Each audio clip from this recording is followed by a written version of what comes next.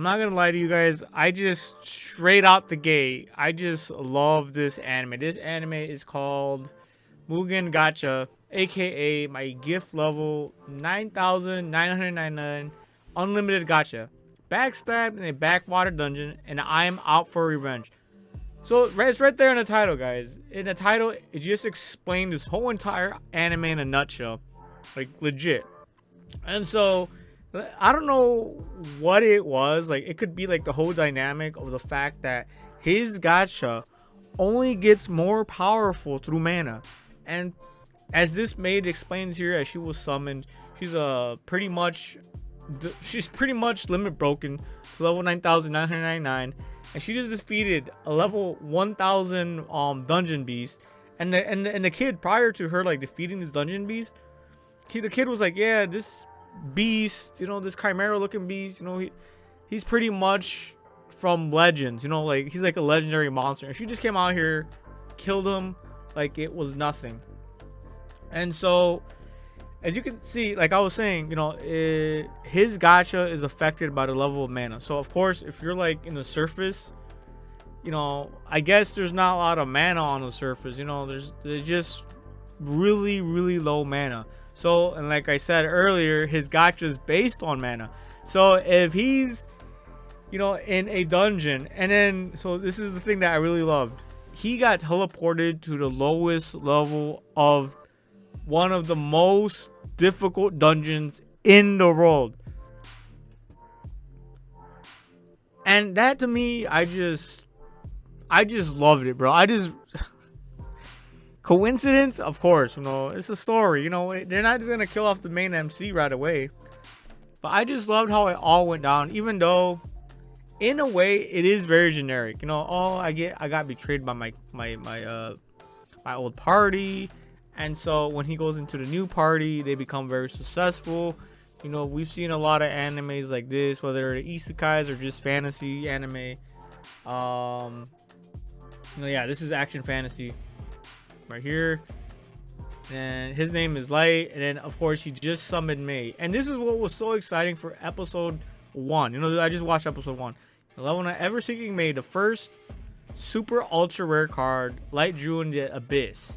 She swears absolute loyalty to Light, supporting his revenge with combat and espionage abilities. What?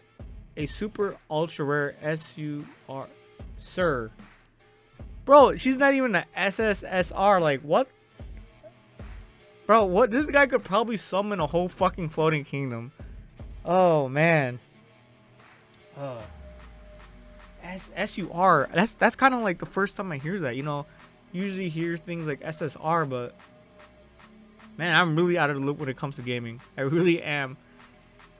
Oh man. And then here she does like an appraisal on the lad, and she's like, damn, all your shit is concealed by a powerful concealing magic. And I'm like,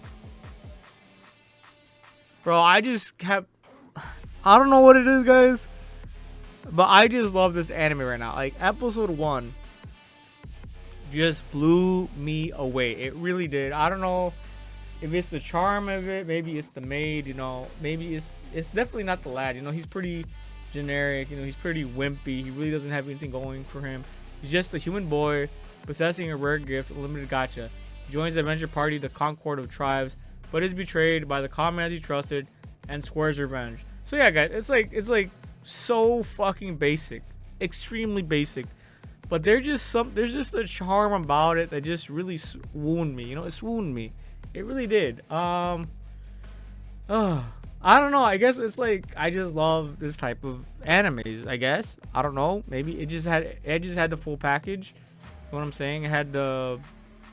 It was so basic, and it was so basic but so good. Like, bro, it's like it has all the fundamentals right. You know, when you excel at the fundamentals, you know what they say, right? When you excel at the fundamentals, everything else becomes easier. And so, like I was saying, towards the end of the anime, bro, he doesn't just summon the maid May, bro. They really leave it off a cliffhanger where he's like, you know what? I'm at the lowest, most dangerous dungeon in the world, packed full and chock full of mana. Fuck, man, keep rolling that gacha. Oh, bro, that's probably it. That's probably why I love it, right? it's mana based. It's not based on, oh yeah, just roll the gacha and see if you win. See what you win. You know what I'm saying? So she says, if you're in the surface, you roll the gacha, you're gonna have terrible chances at summoning an SSR or SUR. But now that he's here in this loaded mana dungeon, you know, now when he rolls, you know, he's gonna be able to roll even more powerful servants like this chick. Look at her, bro. She literally just destroyed that beast. All right, let's not show that. What the fuck, man? But yeah, it's just very exciting to me. And then towards the end, like I said, he ends up like, you know what? I'm just gonna summon more. Let me just summon more servants. Gacha's high and mighty, bro. I really want to just watch episode 2 right now, but I'm gonna leave it there, man. I'm just like fanboying so hard right now.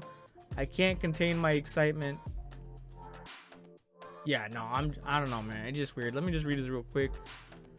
But there's previously only produced junk items. This time May, a gorgeous level in a maid outfit springs forth. Fast forward 3 years and Light has card his. Damn, what the fuck? All right. I don't wanna read that, bro. The synopsis is just giving it all away. What the hell?